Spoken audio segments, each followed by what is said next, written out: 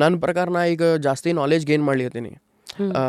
ಬೇರೆ ಬೇರೆ ಕಡೆ ಏನರೆ ಈಗ ನಾ ಬುಕ್ಸ್ ಅದು ಓದಿಲ್ಲ, ಅಂದರೆ ಓದ್ತೀನಿ ಅಷ್ಟೇ. ಸ್ವಲ್ಪ ನಂಗೆ ಅಷ್ಟು ಕೂತು ಓದುವಷ್ಟು ನನಗೆ ಅದೆಲ್ಲ ಆಗಂಗಿಲ್ಲ, ಯಾಕೋ ನಾ ಲೇಝಿ ಇದ್ದೀನಿ ಸ್ವಲ್ಪ ಜಾಸ್ತಿ. ಬಟ್ ಇಲ್ಲಿದ್ದು ಏನರ ನಾಲೆಜ್ ಗೇನ್ ಮಾಡ್ತೀನಿ, ಪಾಡ್ಕಾಸ್ಟಿಂದ ನೋಡ್ತೀನಿ, ಮಂದಿ ಜೊತೆ ಮಾತಾಡ್ತೀನಿ, ಅಲ್ಲಿಂದ ಗೇನ್ ಮಾಡಿ ಅಲ್ಲಿಂದ ಕಾಂಟೆಂಟ್ ತೆಗೆದು ಮಾಡ್ತೀನಿ.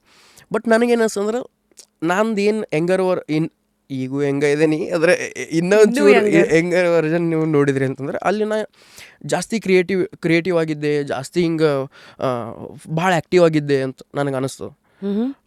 ಬಟ್ ಈಗ ಅದು ಅಂದ್ರೆ ನಾ ಒಂದು ಸ್ವಲ್ಪ ಜಾಸ್ತಿ ಈಗ ಬೇರೆ ಬೇರೆ ಕಡೆ ಎಲ್ಲ ಫೋಕಸ್ ಅದಲ್ಲ ನಾನು. ಇವಾಗ ಕೆಲವೊಂದಿಷ್ಟು ರೆಸ್ಪಾನ್ಸಿಬಿಲಿಟೀಸ್ ಅವ, ಕೆಲವೊಂದು ಅದು ಎಲ್ಲ ಇದ್ದಾಗ ಒಂದೇ ಕಡೆ ಫೋಕಸ್ ಮಾಡ್ಲಿಕ್ಕೆ ಆಗಂಗಿಲ್ಲ. ರೆಸ್ಪಾನ್ಸಿಬಿಲಿಟೀಸ್ ಅಂದರೆ ಇವಾಗ ಈಗ 23-24ನೇ ವಯಸ್ಸಿಗೆ ಹೆಂಗಪ್ಪ ಅಂತಂದ್ರೆ, ಈಗ ನಮ್ಮಪ್ಪ ವಯಸ್ಸಾಗೋದು ನಾ ನೋಡ್ಲಿಕತ್ತೀನಿ, ಅವ್ರಿಗೆ ವಯಸ್ಸಾಗ್ಲಿಕತ್ತದ. ನಮ್ಮ ಅಮ್ಮಗೆ ವಯಸ್ಸಾಗ್ಲಿತ್ತದ, ನಾ ಅದನ್ನು ನೋಡ್ಲಿಕತ್ತೀನಿ. ಆಮೇಲೆ ಅವ್ರಿಗೆ ಒಂದಿಷ್ಟು ಆರಾಮ್ ತಪ್ಪುದು ನಾನು ನೋಡ್ಲಿಕತ್ತೀನಿ. ಅವರಿಗೆ ಕೆಲವೊಮ್ಮೆ ಹಂಗಿದ್ದಾಗ ನಾ ಈಗ ಬೆಂಗಳೂರಾಗಿದ್ದೀನಿ, ನಾ ಅವ್ರನ್ನ ಹೆಂಗೆ ನೋಡ್ಕೋಬೇಕಿನ್ನು, ಈಗ ಅವ್ರ ಕೆಲಸ ಹೆಂಗೆ ಬಿಡಿಸ್ಬೇಕು ಅಂತ ಅನ್ನೋದು ಒಂದು ಇರ್ತದಲ್ಲ. ಈಗ ಅದ್ರ ಸಂಬಂಧ ನಾ ಎಷ್ಟು ದುಡಿಬೇಕು, ಒಂದಿಷ್ಟು ಪರ್ಸ್ನಲ್ ಲೈಫ್ನಾಗ ಆಯ್ತು, ಈಗ ಪ್ರೊಫೆಷ್ನಲ್ ಲೈಫ್ನಾಗೂ ಇವಾಗ ನೋಡ್ರಿ, ಇವಾಗ ಕಾಂಪಿಟೇಷನ್ ಜಾಸ್ತಿ ಅದ. ಇವಾಗ ನಾ ಏನಾದರೂ ಕ್ವಾಲಿಟಿಯಾಗಿ ಏನಾದರೂ ಕೊಡಬೇಕಂತಂದ್ರೆ ನಾ ಏನಾದರೂ ಇಕ್ವಿಪ್ಮೆಂಟ್ ಬೈ ಮಾಡಬೇಕು, ಇಲ್ಲ ಒಂದು ಟೀಮ್ ಬಿಲ್ಡ್ ಮಾಡಬೇಕು. ಸೊ ಅದೆಲ್ಲ ಒಂದು ರೆಸ್ಪಾನ್ಸಿಬಿಲಿಟಿ ನನ್ನ ಮೇಲೆ ಇದ್ದಾಗ, ಆಮೇಲೆ ಹೊಸ ಪ್ರಾಜೆಕ್ಟ್ಸ್ಗಳು ಬರ್ತಿರ್ತಾವೆ ನಮ್ಮ ಕೈಯಾಗ, ನಾ ಅದನ್ನು ಹೆಂಗೆ ಕರೆಕ್ಟ್ ವೇ ಒಳಗೆ ಅದನ್ನು ಹೆಂಗೆ ಎಕ್ಸಿಕ್ಯೂಟ್ ಮಾಡಲಿ.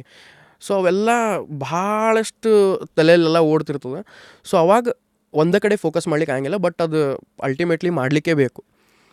ಸೊ ದಿನ ಕ್ರಿಯೇಟಿವ್ ಆಗಿ ಇರೋದಕ್ಕೆ ನೀವೇನಾದ್ರು ಮಾಡ್ತೀರಾ? ಲೈಕ್ ಫಾರ್ ಎಕ್ಸಾಂಪಲ್ ನನ್ನ ಕೇಳೋರು, ಆರ್ಜೆ ಹಿಂಗೆ ದಿನ ಸ್ಟುಡಿಯೋಗೆ ಬರೋಕ್ಕೆ ಮುಂಚೆ ಯಾವಾಗಲೂ ಆ ಸ್ಪಾಂಟೇನಿಟಿ ಎಲ್ಲ ಮೇಂಟೈನ್ ಮಾಡೋಕ್ಕೆ ನ್ಯಾಚುರಲ್ ಆಗಿ ಬರುತ್ತಾ, ಅದಕ್ಕೆ ಏನಾದ್ರು ತಾಲೀಮ್ ಮಾಡ್ತೀರಾ ಅಂತ?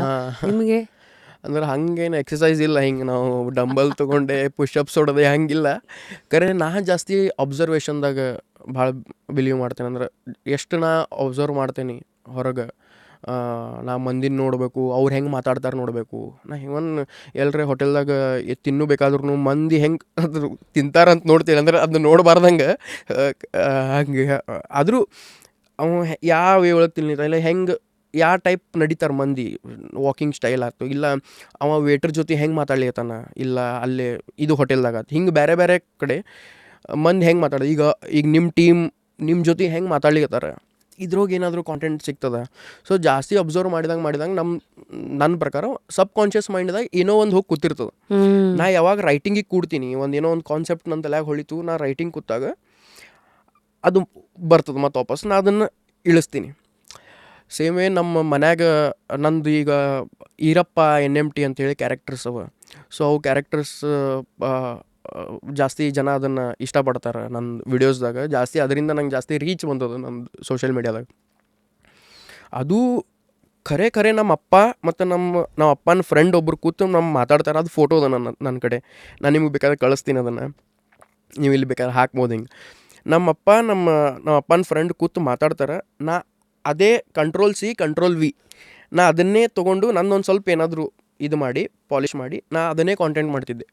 ನಮ್ಮ ಅಪ್ಪ ನಂಗೆ ಡೈಲಿ ಬೈತಿದ್ರು. ನಾ ಬೈಯಪ್ಪ ಇನ್ನೊಂಚೂರು ಬೈ. ನಾ ಇಲ್ಲಿ ನೋಟ್ ಹಿಡ್ಕೊಂಡು ಕೊಡ್ತೀನಿ, ಲಿಟ್ರಲಿ ಹಿಂಗೆ ನಮ್ಮ ಅಪ್ಪ ಬೈಬೇಕಾರೆ ಹಿಂಗೆ ನೋಟ್ ಹಿಡ್ಕೊಂಡು ಕೊಡ್ತೀನಿ. ಯಾಕಂದ್ರೆ ನಮ್ಮ ಅಪ್ಪ ಇಂಥ ಮಸ್ತ್ ಸ್ಲ್ಯಾಂಗ್ಸ್ ಯೂಸ್ ಮಾಡ್ತಾರಂದ್ರೆ ನಮ್ಮ ಅಪ್ಪ. ನಾ ಅದನ್ನೆಲ್ಲ ಉದಾಹರಣೆಗೆ ಈಗ ನಾ ಏನಾದರೂ ಮರೆತು ಬಂದೆ ಅಂತ ಇಟ್ಕೊರಿ, ಏನೋ ಕಳ್ಕೊಂಡೆ, ಏನೋ ಮಾಡಿದೆ, ಚೂರು ಇದದ ಸಂಡಾಸ್ ಕುತ್ತ ಕುಂಡಿ ಮರ್ತು ಬರೋ ಮಗಾನಿ ಅಂತಂತ ನಾವು. ಇದು ನೋಡ್ರಿ ಎಷ್ಟು ಕವಿತೆಗತ್ತದ ಇದು ಒಂದು ಪೋಯಮ್. ಅಲ್ಲಿ ಕುತ್ತಾಗ ನೀ ಅದನ್ನು ಮರೆತು ಅಂತ ಅನ್ನೋದೇನದಲ್ಲ, ಅದು ವಿಚಾರ ಹೆಂಗೆ ಬಂತ ನಮ್ಮ ಅಪ್ಪಾಗ. ಸೊ ಆ ಟೈಪ್ ಹಿಂಗೆ ನಮ್ಮಪ್ಪ ಏನೇನರ ಹೇಳ್ತಿರ್ತಾರೆ, ಅದನ್ನು ಎಲ್ಲ ನೋಟ್ ಡೌನ್ ಮಾಡಿಕೊಂಡು ನಂದು ಏನದು ಈರಪ್ಪ NMT ಸೀರೀಸ್ ಏನದು ನಾ ಅದ್ರೊಳಗೆಲ್ಲ ಆ್ಯಡ್ ಮಾಡ್ತಿರ್ತೀನಿ ನಾವು ಸ್ಲ್ಯಾಂಗ್ಗಳೆಲ್ಲ. ಈಗೇನಾಗಿಬಿಡ್ತಾನೆ, ಮಂದಿ ಕೇಳಿಕತ್ತಾರ ನನಗೆ, ಯಾಕೆ ನೀವು ಅದು ಅಂಕಲ್ ಟಾಕ್ ವಿಡಿಯೋನ ಮಾಡವಲ್ರಿ, ಅದಕ್ಕೆ ಅಂಕಲ್ ಟಾಕ್ ಅಂತ ಇದು ಹೆಸರಿಟ್ಟು ಅಂಕಲ್ ಟಾಕ್ ವಿಡಿಯೋ ಯಾಕೆ ಮಾಡವ, ಈರಪ್ಪನ ವಿಡಿಯೋ ಅದಕ್ಕೆ ಮಾಡವಲ್ರಿ. ಯಾಕಂದ್ರೆ ನಾ ಇಲ್ಲಿ ಬೆಂಗಳೂರಿಗೆ ಬಂದೀನಿ, ನಮ್ಮ ಅಪ್ಪ ನಂಗೆ ಸಿಗೋಲ್ರು ಕರೆಕ್ಟಾಗಿ. ಆಮೇಲೆ ಈಗ ಅವ್ರು ಬೈಯೋದು ಕಮ್ಮಿ ಮಾಡಿಬಿಟ್ಟಾರ. ನಾ ಬೈಯಪ್ಪ ಏನರ ನಾ ಏನರ ಸುಮ್ಮ ಏನರ ಮಾಡ್ತಿರ್ತೀನಿ ಕೆಲವೊಮ್ಮೆ ಅವ್ರು ಬೈಯೋ ಸಂಬಂಧ. ಬಟ್ ಏನಂದ್ರೆ ಈಗ ಅವರೇ ಕೆಲವೊಂದು ಕಾಂಟೆಂಟ್ ನಂಗೆ ವಾಟ್ಸಪ್ದಾಗ ಟೆಕ್ಸ್ಟ್ ಮಾಡಿ ಕಳಿಸ್ತಾರೆ, ಇಷ್ಟು ಉದ್ದುದ್ದು ಬರೆದು ಕಳಿಸ್ತಾರೆ ಅವರು. ವಾವ್. ಇದು ನನ್ನ ಜೊತೆ ಆಗೈತೆ ನೋಡಪ್ಪ, ಇದು ನೋಡು, ಇದು ಮಾಡು ಅಂತೇಳಿ. ನಾ ಅದು ಅಕಸ್ಮಾತ್ ಏನ್ರಿ 2-3 ದಿವ್ಸನಾಗ ನಾ ಏನಾರ ಮಾಡಲಿಲ್ಲ ಅಂತಂದ್ರೆ ನಮ್ಮ ಅಪ್ಪ ನಂಗೆ ಫೋನ್ ಹಚ್ತಾರೆ, ನಾ ಕಳ್ಸಿದ್ದು ಅದಕ್ಕೆ ಓದ್ತಿ ಬಿಡ್ನಿ ಅಂತ. ನಾವು ಹೇಳಿದ್ದು ನೀವು ಮಾಡಂಗೇ ಇಲ್ಲ ಅಂತಾರೆ ನಮ್ಮಪ್ಪ. ಸೊ ಹಿಂಗೆ ಅಬ್ಸರ್ವೇಷನ್ ಭಾಳ ಇಂಪಾರ್ಟೆಂಟ್ ಅದ, ಅದು ನಮಗೆ ಕ್ರಿಯೇಟಿವಿಟಿ ಹೆಚ್ಚಿಗೆ ಮಾಡ್ತದಂತ ನಂಗೆ ಅನ್ನಿಸ್ತು. ಸೊ ಅಪ್ಪ ಬಗ್ಗೆ ಮಾತಾಡ್ತಾ ಇದ್ರಿಂದ ಹಾಂ, ಪಕ್ಕ ಬೆಳಗಾವಿ ಹುಡುಗ, ಅಫ್ಕೋರ್ಸ್ ವಾದಿರಾಜ್ ಬಾಬ್ಲಾಡಿ ಅಂತ ಇದೆ. ಏನ್ರಿ ಬಾಬ್ಲಾಡಿ? ಬಬಲಾದಿ ಅಂತ ಹೇಳಿ ಓ ಬಾಬ್ಲಾಡಿ ಏನಂಗಂದ್ರೆ ನಮ್ಮ ಸರ್ನೇಮ್ ಅದು. ಅಲ್ಲೇ ಊರ್ ಹೆಸರು ಹಾಂ, ಏನಲ್ಲ, ಊರ ಜಾಗದ ಹೆಸರು ಅಂತೇನಿಲ್ಲ, ಬಬ್ಲಾದಿ. ಬಬಲಾದಿ ಅಂತೇಳಿ ನಮ್ಮ ಮನ್ಯಾಗ ಅದೇ ಹೇಳ್ಯಾರ. ಅದನ್ನೇ ಗೊತ್ತಿಲ್ಲ ನನಗೂ, ಅದ್ರ ಹಿಂದಿನ ಹಿನ್ನೆಲೆ ಏನದು ನನಗೆ ಐಡಿಯಾ ಇಲ್ಲ. ಸೊ ನಿಮ್ಮ ಜರ್ನಿ ನೋಡ್ತಾ ಇದ್ದೆ, ಹ್ಞೂ ಹ್ಞೂ ಕನ್ನಡ ಟೀಚರ್ ನಿಮಗೆ ಕ್ಲಾಸ್ ರೂಮಲ್ಲಿ ಒಂದಷ್ಟೆಲ್ಲ ಆ್ಯಕ್ಟಿಂಗ್ ಎಲ್ಲ ಮಾಡಿಸ್ತಾ ಇದ್ರು. ಸ್ಕೂಲಿಂದಲೇ ನಿಮ್ಮದು ಥಿಯೇಟ್ರು ಆ್ಯಕ್ಟಿಂಗ್ ಎಲ್ಲ ಶುರುವಾಯಿತು. ಹ್ಞೂ ಸೊ ಹೆಂಗೆ ನಿಮ್ಮ ಅಂದರೆ ಬಾಲ್ಯ ಎಲ್ಲ ಏನಾರು ಅರ್ಥ ಆಗ್ತಿತ್ತಾ ಯಾವ ಡೈರೆಕ್ಷನ್ಗೆ ಹೋಗ್ಬೇಕು ಅಂತ, ಅಥವಾ ಬರೀ ಗಾಳಿ ಬಂದ ಕಡೆ ಹೋಗ್ತಾ ಇದ್ದಿದ್ದೆ ಆಯಿತಾ? ಅಂದರೆ ನಂಗೆ ನಾ ಸಣ್ಣಾಗಿದ್ದಾಗಿಂದೂ ನಮ್ಮ ಅಪ್ಪ ನಂಗೆ LKG ಅದು ಇದ್ದಾಗ ನಂಗೊಂದು ಬಳೆಗಾರ ವೇಷ ಹಾಕಿಸಿ ಕಳಿಸಿದ್ರು ಸ್ಟೇಜ್ ಮೇಲೆ. ಸೊ ಅದು ನಂಗಲ್ಲೇ ಸೆಕೆಂಡ್ ಪ್ರೈಸ್ ಏನೋ ಬಂತು. ಅದಾದಮೇಲೆ ನಾ ಏನು ಸ್ಕೂಲ್ದಾಗ ನಾ ಯಾವ್ಯಾವ ಆ್ಯಕ್ಟಿವಿಟಿ ಮಾಡ್ತಿದ್ದೆ, ಒಂದು ಸ್ಟೋರಿ ಅದ ರೀ, ಹೇಳ್ತೀನಿ ನಾನು ನಿಮಗೆ.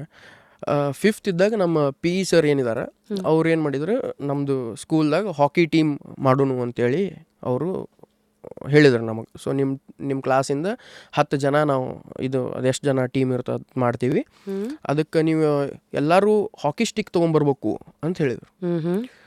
ಸೊ ಈಗ ನಮ್ಮ ಮನ್ಯಾಗ ನಂಗೆ ಕೊಡ್ಸಂಗಿಲ್ಲ ರೀ ಅವರು. ನಮ್ಮ ಮನ್ಯಾಗ ಅಪ್ಪ ಇದು ಎದಕ್ಕೆ ಬೇಕು ನಿನಗೆ ಹಾಕಿ ಸ್ಟಿಕ್ ಅದು ಅಂದ್ರೆ ಅವರು ಪಾಪ ನಮ್ಮ ಅಪ್ಪಂದು ಏನು ಕಷ್ಟ ಇತ್ತು ಯಾರಿಗೆ ಗೊತ್ತಾ ಆ ಟೈಮ್ದಾಗ. ಸೊ ಅವ್ರ ಕಡೆಗೆ ನಾ ಭಾಳ ಕಾಡಿ ಅತ್ತು ಮಾಡಿ ಕರೆದಾಗ ನಮ್ಮ ಅಪ್ಪ ಒಂದು ಹಾಕಿ ಸ್ಟಿಕ್ ನಂಗೆ ಕೊಡಿಸಿದ್ರು. ನಾನು ತೊಗೊಂಬಂದು ಸರ್ ತೊಗೊಂಬಂದಿನಿ ಈಗ ಆಟ ಆಡ್ಸೀನಿ ಅಂತೇಳಿ ನಾನು ಟೀಮ್ದಾಗ ಸೆಲೆಕ್ಟು ಆದೆ. ಬಟ್ ಇನ್ನೊಬ್ಬ ಯಾರೋ ಒಬ್ಬನ ಸಂಬಂಧ ನನ್ನ ತೆಗೆದುಬಿಟ್ರು ಅವ್ರು, ನೀ ಒಂದು ಸ್ವಲ್ಪ ಕುಳ್ಳಿದಿ ಬೇಡ ಅಂತೇಳಿ, ಗಿಡ್ಡಿದಿಪ್ಪ ನೀ ಸರಿ ದೋಸ್ತ್ ನೀ ಅಂತೇಳಿ ನಾನು ಸರಿಸಿ ಅಲ್ಲಿ ಹಾಕಿದ್ರು. ಅಲ್ಲೇನಾತಪ್ಪ ಅಂತಂದ್ರೆ ನಂಗೆ ನಾ ಅದೇನು ನೀವು ಟೀಚರ್ ಹೆಸರು ಹೇಳಿದ್ರಿ, ಅವ್ರ ಹೆಸರು ಭಟ್ ಟೀಚರ್ ಅಂತೇಳಿ. ಅವರು ಆ್ಯಕ್ಚುಲಿ ಅವ್ರು ನಾಟಕ ಗಿಟ್ಕ ಮಾಡ್ಕೊಂಬಂದವ್ರು ಇದ್ದಾರೆ, ಇಡುಗುಂಜಿ ಅವ್ರದ್ದು ಅಲ್ಲಿಂದ ಊರಿನವ್ರು ಅವರು. ಸೊ ಅವ್ರು ನನಗೆ ಜಾಸ್ತಿ ಪುಷ್ ಮಾಡ್ತಿದ್ರು, ನೀ ಸಾಂಗ್ ಕಾಂಪಿಟೇಷನ್ ಬಂದದ ಹಾಕಿ ನಿನ್ನ ಹೆಸರು, ಇದು ಏಕಪಾತ್ರಾಭಿನಯ ಅದ ಹಾಕಿ ನಿನ್ನ ಹೆಸರು, ಮೂಕಾಭಿನಯ ಅದ ಹಾಕಿ ನಿನ್ನ ಹೆಸರು, ಪ್ರತಿಭಾ ಕಾರಂಜಿ ಬಂದದ ಕೊಡು ನಿನ್ನ ಹೆಸರು ಅಂತೇಳಿ ಅವ್ರು ನಂಗೆ ಪುಷ್ ಮಾಡಿದ್ರು ರೀ ಅವರು. ನಾ ಏನು ಮಾಡಿದೆ, ನನ್ನ ಸ್ಪೋರ್ಟ್ಸ್ ಆಗಲಿಲ್ಲಲ್ಲ, ಕಲ್ಚರಲ್ ಆ್ಯಕ್ಟಿವಿಟಿದಾಗ ನಾ ಜಾಸ್ತಿ ಪಾಲ್ಗೊಳ್ಳಿಕ್ಕೆ ಸ್ಟಾರ್ಟ್ ಮಾಡಿದೆ.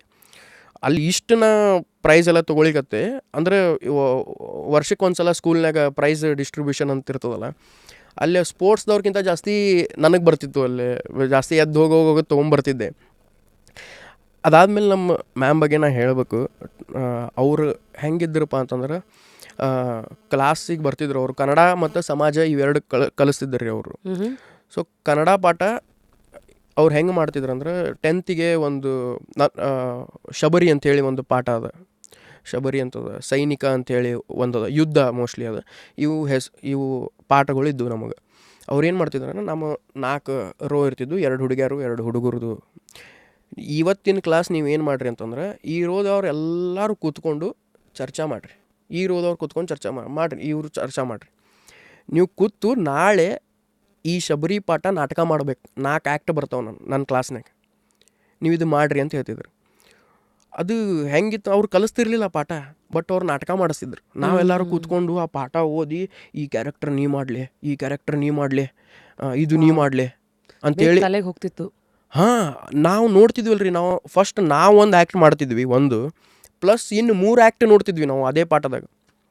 ಅವ್ರೇನು ಮಾಡ್ತಿದ್ರು ಅಂದ್ರೆ, ಇಡೀ ಸ್ಕೂಲ್ದಾಗ ಎಷ್ಟೊಂದು ಮಂದಿ ಹುಡುಗರದು ಬರ್ತಡೇ ಅದು ಇದು ಏನಾದರೂ ಇರ್ತಿತ್ತಲ್ಲ, ಆ ದಿನ ಕಲೆಕ್ಟ್ ಆಗಿದ್ದೆಲ್ಲ ಚಾಕ್ಲೇಟ್ ತಂದು ನಮಗೆ ಕೊಡ್ತಿದ್ರು ಅವರು, ಯಾರು ಗೆಲ್ತಿದ್ರಲ್ಲ ಅಂದ್ರೆ ಅವ್ರಿಗೆ ಅವರು ಹಾಕ್ತಿದ್ರು, ಒಂದು ಏನು ಮಾರ್ಕ್ಸ್ ಹಾಕಿ ಅವ್ರಿಗೆ ಹಿಂಗೆ ಕೊಡ್ತಿದ್ರು ಅವರು.